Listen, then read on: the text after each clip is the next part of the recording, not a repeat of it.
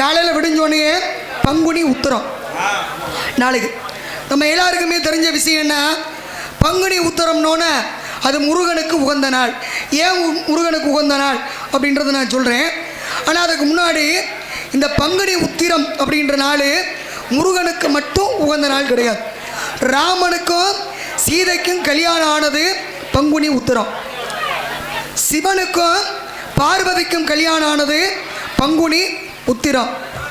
அதே மாதிரி ஆண்டாளுக்கும் அரங்கநாதருக்கும் திருமணமான நாள் இந்த பங்குனி உத்திரம்.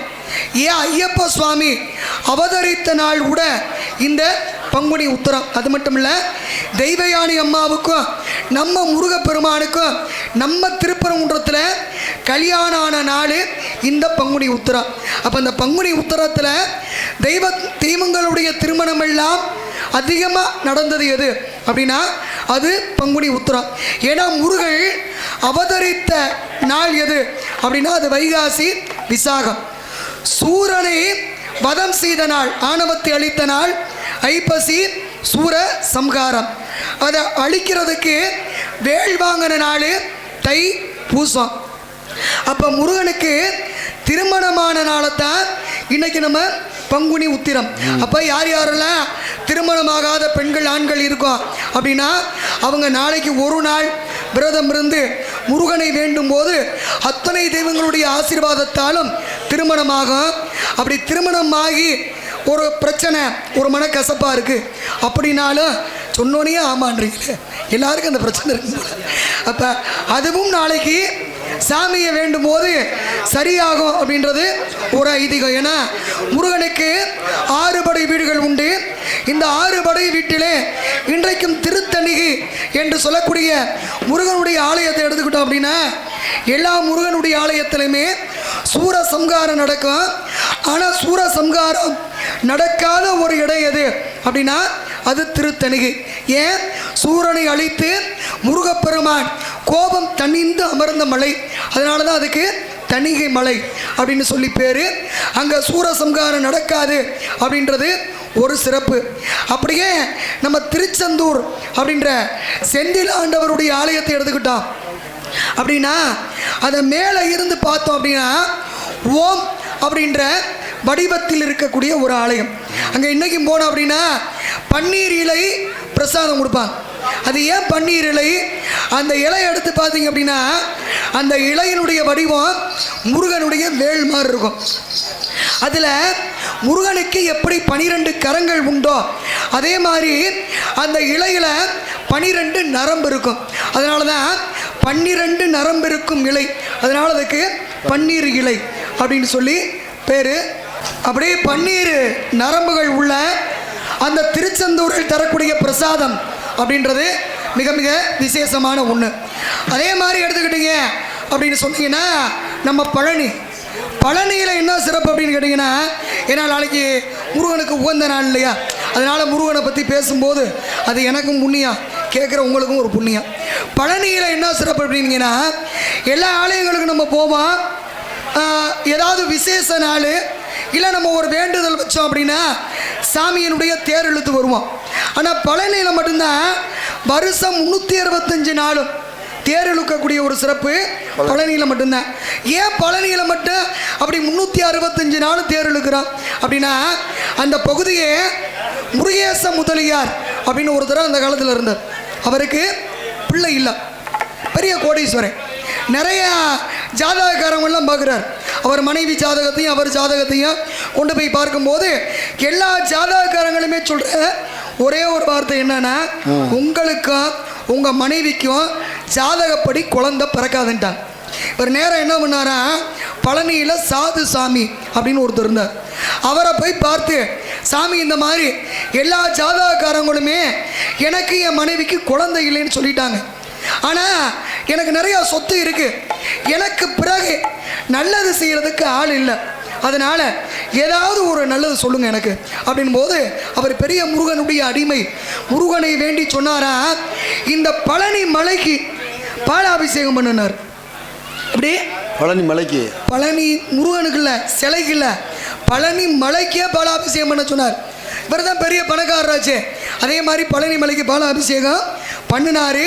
அப்படி பண்ணி முடித்து பார்த்தீங்கன்னா அடுத்து உடனே அவருக்கு ஒரு குழந்தை பிறந்துச்சு.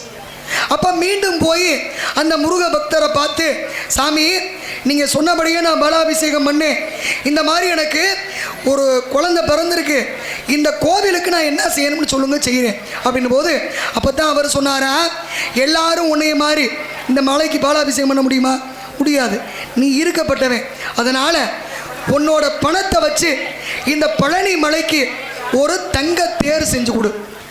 அந்த தங்க தேரை நம்மளை மாதிரி இருக்கவங்க இல்லாதவங்க எல்லாரும் தானே பழனிக்கு போகிறோம். அந்த தங்கத்தேரை தினந்தோறும் சுற்றி வரும்போது அந்த மக்கள் தொட்டு அப்படி சுற்றினா அந்த பாலாபிஷேகம் செய்த புண்ணியம் கிடைத்து உனக்கு எப்படி ஜாதகத்திலே கிடைக்காத ஒரு பொருள் கிடைச்சிச்சோ அது மாதிரி இந்த பழனியை தேடி வரக்கூடிய அத்துணை மக்களுக்கும் கிடைக்காத அத்துணை செல்வத்தையும் அந்த முருகன் அள்ளி தருவான் அப்படின்னு சொன்னதுனால தான் இன்றைக்கும் பழனியில் மட்டும் வருடம் பூரா தங்கத்தேர் இழுக்கிறான். அதே மாதிரி எடுத்துங்க, சுவாமி மலையிலே தமிழ் வருடம் 60. இந்த 60 வருடமும் படிக்கட்டாக இருக்கிறது சுவாமி மலையில். அப்படியே நம்ம பழமுதிர் சோலை எடுத்துங்க, அழகர் கோவிலில் என்ன சிறப்பு பார்த்தீங்கன்னா, உள்ள பழமுதிர் சோலை போங்க, 3 சன்னிதானம் இருக்கும். முதல்ல பிள்ளையார் இருப்பார், அடுத்து முருகர் இருப்பார், அடுத்து வேலு இருக்கும். எந்த கோவில்லையாவது அதிகபட்சம் அப்படி பார்க்க வாய்ப்பு இல்லை. அந்த வேலுக்கு பேர் என்ன தெரியுமா? ஆதி வேல்னு பேர். ஏன்னா முருகனுடைய விக்கிரகம் சிலையை நம்ம பழமுதிர் சோலையில் வைக்கிறதுக்கு முன்னாடியே அந்த வேலை வச்சு தான் கும்பிட்டாங்களாம். அப்போ ஆதியிலே முதல்ல இருந்து அந்த வேலை தான் வழிபட்டு வந்தாங்க. அதனால தான் அந்த வேலுக்கு ஆதி வேல் அப்படின்னு பேர். சன்னிதானத்துக்குள்ளே அந்த வேலை வச்சுருக்காங்க. அது மட்டும் இல்லை, எல்லா இடத்துலையுமே ஆடி மாதம்தான் நவாப்பழம் காய்க்கும். ஆனால் நம்ம பழமுதிர் சோலையில் ஐப்பசி மாதம் நவாப்பழம் காய்க்கும். ஏன்? அங்கே தானே சுட்ட பழம் வேணுமா சுடாத பழம் வேணுமா அப்படின்னு ஒரு பிரச்சனை வந்துச்சு. ஐப்பசி என்பது முருகனுடைய சக்தி விரத காலம். அப்போ முருகனுக்கு உகந்த அந்த மாதத்தில் நவாப்பழம் காய்க்குது அப்படின்றது பழமுதிர் சோலையில் சிறப்பு. அதே மாதிரி திருப்பரங்குன்றத்தை எடுங்க, குடவரை கோவில். எல்லா கோவில்லையுமே சாமிக்கு தான் அபிஷேகம். ஆனால் திருப்பரங்குன்றத்தில் முருகனுடைய வேலுக்குத்தான் பாலாபிஷேகம் அப்படின்னு 6 படை விட்டு இருக்கும். ஒவ்வொரு பெருமைகளும் சிறப்புகளும் இருந்தாலும் விருசபாத்திரி திருமாலிரும் சோலை எந்த ஊருக்கு பேர்? திருமாலிரும் சோலைனாலும் நமக்கு தெரியும். விருசபாத்திரி அப்படின்னா வேற எந்த ஊர் பேரும் இல்லை, நம்ம அழகர் கோயிலுக்கு தான் பேர். ஏன்னு கேட்டிங்கன்னா, ஏன் விருசபாத்திரி அப்படின்ற பேர் இருந்தது அழகர் மலையாக மாறியது அப்படின்னா, யமன் இருக்கார் இல்லையா, எல்லாரும் உயிரையும் பிடிக்கக்கூடியவர். இந்த யமன் ரொம்ப அழகானவர். இவருடைய அழகால என்ன ஆகுது அப்படின்னா, அவர் செய்யக்கூடிய வேலை தடைப்படுது. சிவன் பார்த்தாரு, கோபத்தில் உன்னுடைய அழகு குறைய கடவட்டும் அப்படின்னு சாபம் கொடுத்துட்டார். அப்போ யமனுடைய அழகு குறைய ஆரம்பிச்சிருச்சு. அழகு குறைய ஆரம்பித்த உடனே யமனுக்கு ரொம்ப வருத்தம். சிவன்கிட்ட வேண்டாரு, தவம் பண்ணுறாரு. அப்படி தவம் பண்ணும்போது பூவுலகிலே விருசபாத்திரி என்று சொல்லக்கூடிய திருமாலிரும் சோலையிலே நீ போய் தவம் பண்ணு, உன்னுடைய இழந்த அழகை நீ மீண்டும் பெறுவாய் அப்படின்னு சொன்னார். அதன்படியே யமதர்மனாகப்பட்டவன் தன்னுடைய அழகை தவம் செய்து பெருமாளிடமிருந்து பெற்ற இடம். அதனால தான் யமனுக்கு அழகு தந்த மலை, அதனால் அதுக்கு அழகர் மலை அப்படின்னு சொல்லி பேர். இதனால தான் அழகர் மலைக்கு அழகர் மலை அப்படின்னு சொல்லி பேர் வந்தது. ராசாதி பொன்னை நம்பி ரோசா பூ